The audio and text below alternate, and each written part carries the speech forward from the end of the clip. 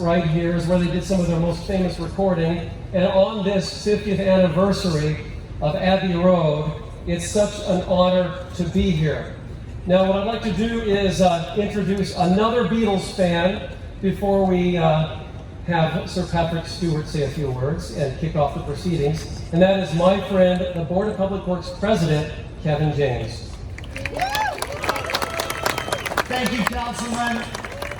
It is an amazing day in Hollywood today. It is incredible to be here on this iconic street, in front of this iconic building, to honor these iconic masters of music.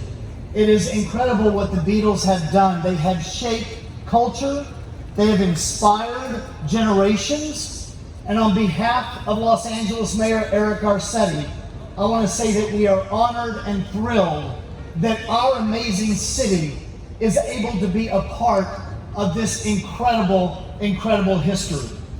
Sir Patrick Steward, thank you for the work that you continue to do here in Hollywood. Woo! That is also, thank you.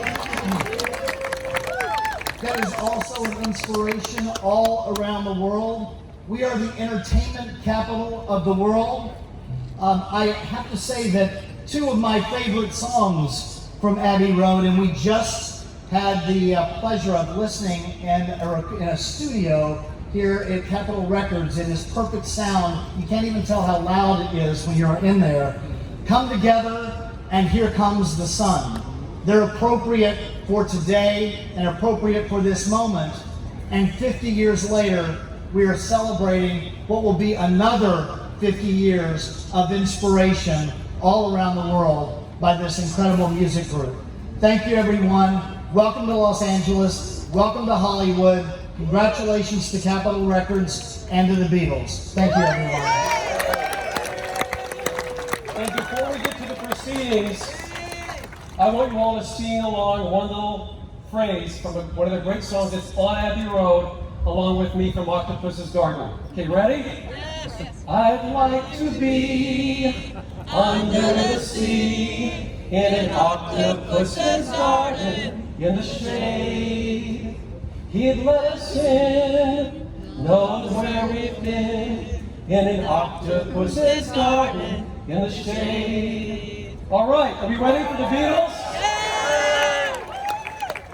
So, on behalf of the City of Los Angeles, I am proud to dedicate the Vine Street Crosswalk in order of the 50th anniversary of the final Beatles album, Abbey Road. And so we're going to do a countdown to unveil the sign, which will be to your right, just up ahead.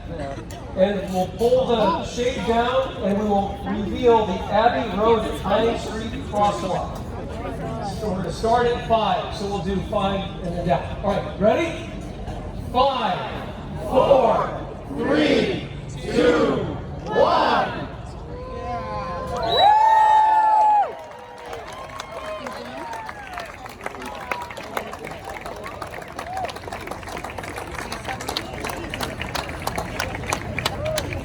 And now, Sir Patrick Steward has been entertaining us for the last 6 decades. Yeah!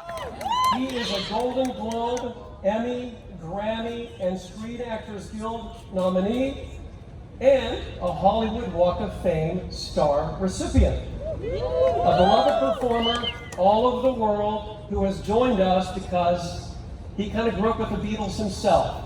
Ladies and gentlemen, Sir Patrick Steward.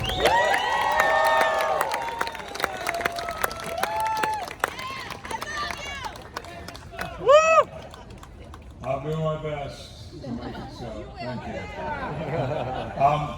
But before I do that, I might make it much worse because I have to tell you, given where we are and what we are celebrating, that actually of those nominations that you mentioned, one of them wasn't just a nomination, it was an award. Yeah!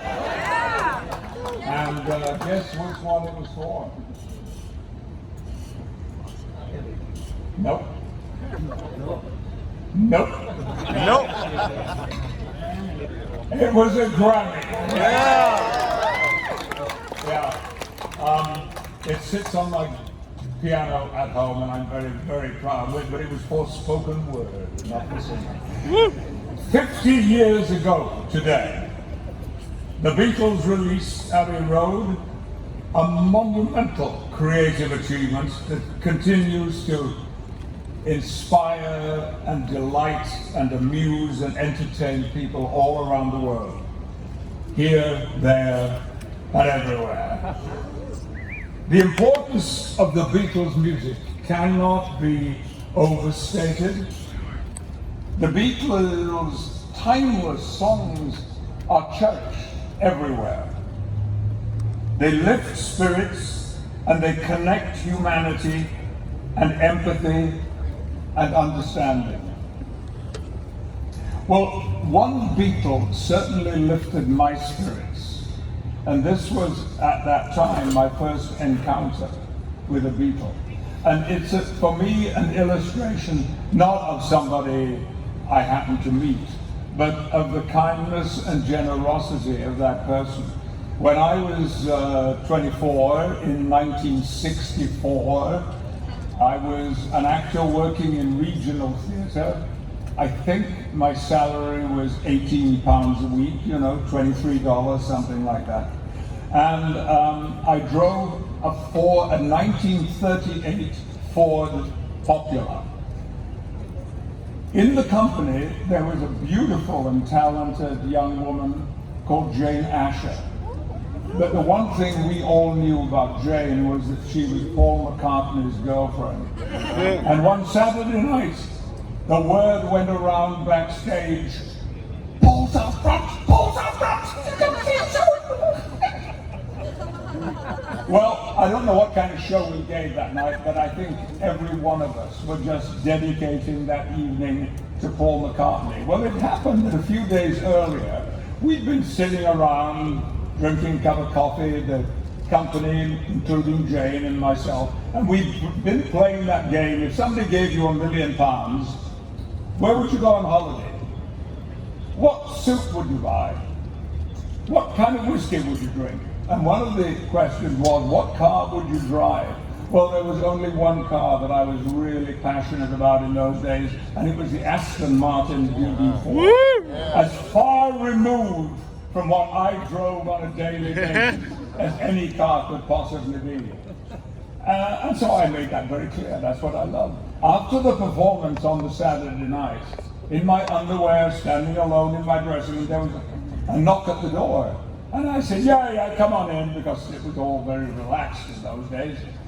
And the door opened, and standing in the frame of the door was Paul McCartney. Who said, Jane tells me you like Aston Martins. Yeah, drive this. And he tossed a set of keys across the room to me.